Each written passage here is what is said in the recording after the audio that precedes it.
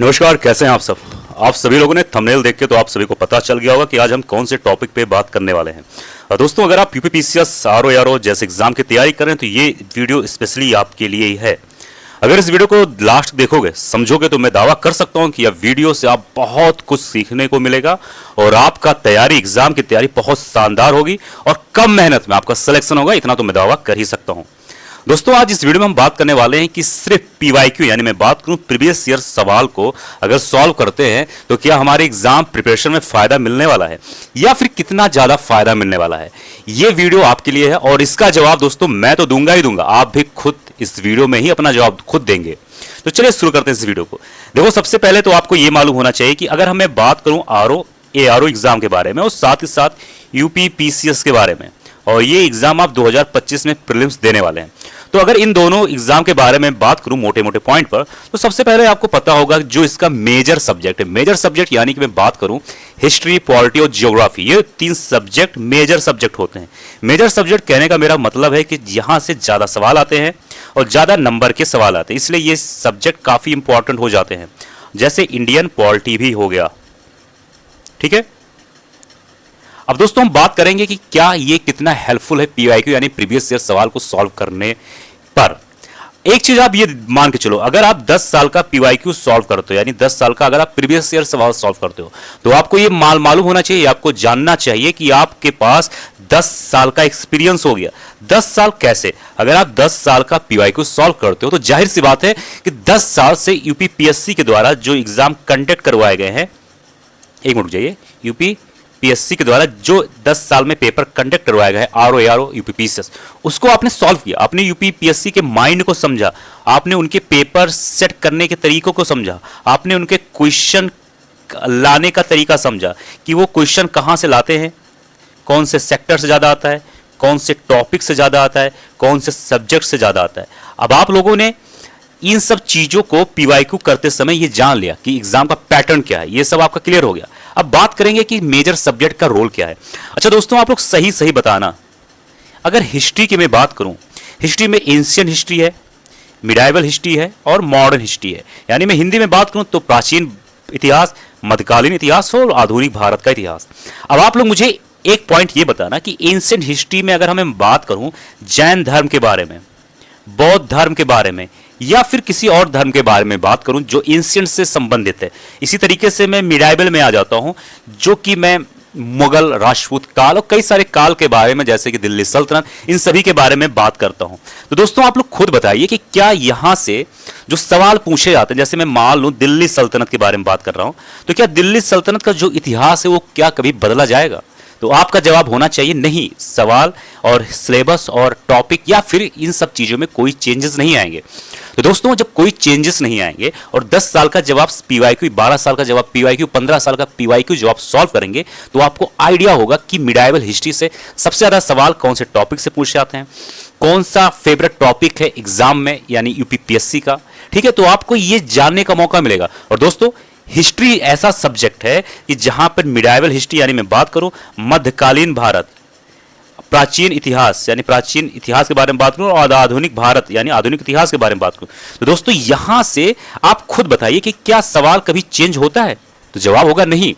देखो इंपॉर्टेंट बात यह होता है दोस्तों कि आप एग्जाम में चीजों को कितने सही तरीके से रिवाइज करते हो। मेन इंपॉर्टेंट होता है रिवीजन, आपका कंटेंट नहीं होता। आप बहुत बुक पढ़ोगे उससे इंपॉर्टेंट नहीं है, आपका रिवीजन इंपॉर्टेंट है। यानी कि आपको पीवाईक्यू अगर बढ़िया से सॉल्व कर लेते हो हिस्ट्री का अच्छे तरीके से, और सॉल्व करने का तरीका क्या है कि अगर मान लो कोई सवाल पूछा गया है तो वहां पर जो 4 ऑप्शन दिया गया है उसके बारे में भी उसके नीचे जो बुक होता है पीवाईक्यू का विस्तार से दिया होता है, उसको आप समझो, जो चीज ना याद हो उसका पॉइंट नोट्स बनाओ।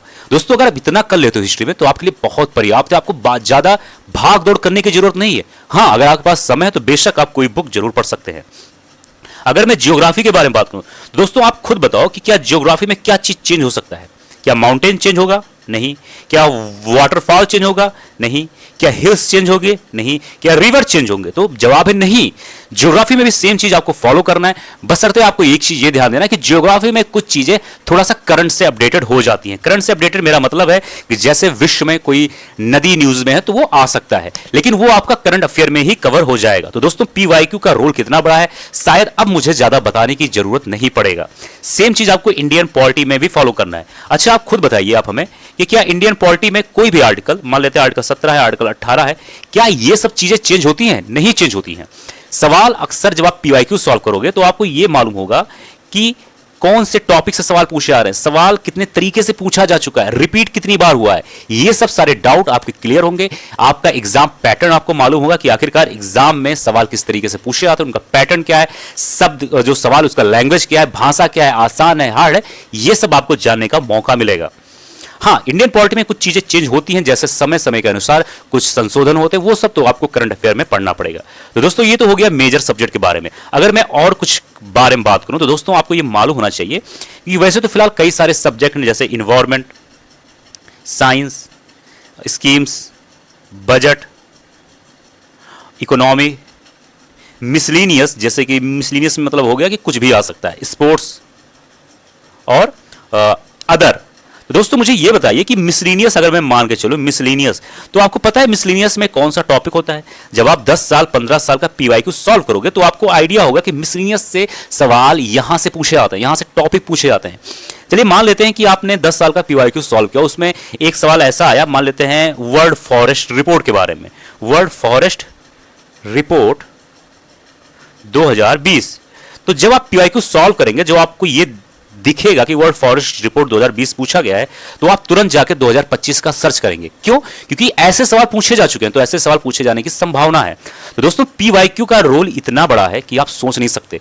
आपको लोग या टीचर या फिर कोई बड़े बड़े कोचिंग संस्थान वाले इसके बारे में इसलिए नहीं बताते हैं क्योंकि जब बच्चा पीवाईक्यू ही सॉल्व कर लेगा तो उनका कोचिंग नोट्स कैसे बिकेगा, ये आपको सोचने वाली बात है, ये आपको दिमाग लगाने वाली बात है। आपको ये सोचना चाहिए कि पीवाईक्यू यानी कि आप देखो, कभी भी जब आप युद्ध में जाते हो ना, तो कभी भी युद्ध में जाते हो या फिर कोई भी काम कहीं घूमने टहलने कहीं भी जाते हो, मान लो आप जा रहे हो जम्मू कश्मीर, सपोज कर लो, अगर आप पढ़े लिखे इंसान हो, मैं ऐसे इंसान की बात कर रहा हूं जो जागरूक है, तो जाहिर सी बात है आप पहले वहां के बारे, वहां के इन्वायरमेंट के बारे में पता करोगे, वहां पर रूम रेंट कहां पर है, क्या क्या घूमने वाली चीज है उसके बारे में पता करोगे, फिर वहां पर जाओगे, रूम बुक कराओगे, गाड़ी बुक कराओगे, फिर जाओगे, तब आपको आसानी होगी, कोई तकलीफ नहीं होगा। इसी तरीके से जब आप कोई एग्जाम देने जाते हो तो आपको पीवाईक्यू सॉल्व करना चाहिए। इससे क्या होगा, आपको इसके बारे में, इस एग्जाम के बारे में ओवरऑल मालूम होगा कि इस एग्जाम का मतलब क्या है, इस एग्जाम का बिहेवियर क्या है, इस एग्जाम का पैटर्न क्या है, इस एग्जाम का सवाल क्या है, टॉपिक क्या है, सब कुछ एवरीथिंग तुम्हें आपको मालूम होगा।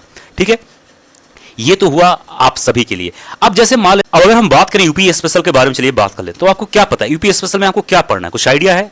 अब आप बहुत सारे महान भाव आ जाएंगे, कहेंगे सर मैं वीडियो देख सकता हूं, बुक पढ़ सकता हूं। देखो अब आप यूपी स्पेशल का जो भी 10 साल का पीवाईक्यू जो आप देखेंगे तो आपको आइडिया होगा कि यूपी से कहां से सवाल बन सकता है, कहां से पूछे जाते हैं। अक्सर मान लेते हैं कोई भी सवाल पूछा गया, कोई भी रिपोर्ट, कोई भी स्कीम्स, तो आप उस स्कीम्स को दोबारा पढ़ सकते हैं नए फॉर्म में, नए साल का। ठीक है, चलिए बात करते हैं करंट अफेयर में। ठीक है, तो करंट अफेयर आपको क्या पता है? करंट अफेयर कम से कम 35 सवाल आता है, तो आपको क्या लगता है कि आप 35 के 35 सवाल कर लेंगे? तो जवाब होगा नहीं। आप मैक्सिमम 25 सवाल सही कर सकते हैं करंट अफेयर को, उससे ज्यादा मुश्किल ही होता है।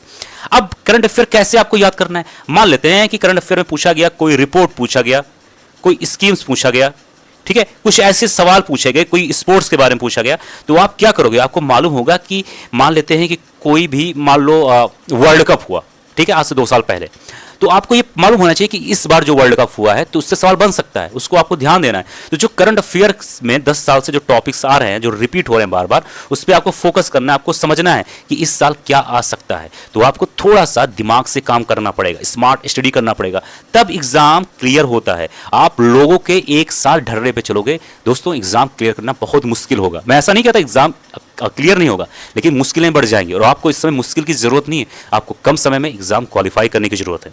दोस्तों पीवाईक्यू एक ऐसा माध्यम है आप सभी का कि आपके तैयारी को बहुत ज्यादा आसान कर देता है। अगर मैं बात करूं तो अगर आप पीवाईक्यू सॉल्व करते हो 10 से 12 साल, इवन 15 साल का भी, तो कोई भी एग्जाम, यहां तक कि तो मैं यूपीएससी के बारे में बात करता हूं, लेकिन स्पेशल ये वीडियो आरओ यूपीपीसीएस के लिए है, तो इतना तो मैं कह सकता हूं कि 50%, 60%, इवन 75% आपका सिलेबस, आपकी तैयारी आराम से यहीं से हो जाएगा। बस आपको टाइम के अनुसार अपने आप को और धीरे धीरे मेंटेन करते रहना है। ठीक है दोस्तों, यह था आज का वीडियो। मुझे उम्मीद है वीडियो पसंद आया होगा। मिलते हैं अगले वीडियो में, अगले टॉपिक में। जय हिंद, जय भारत।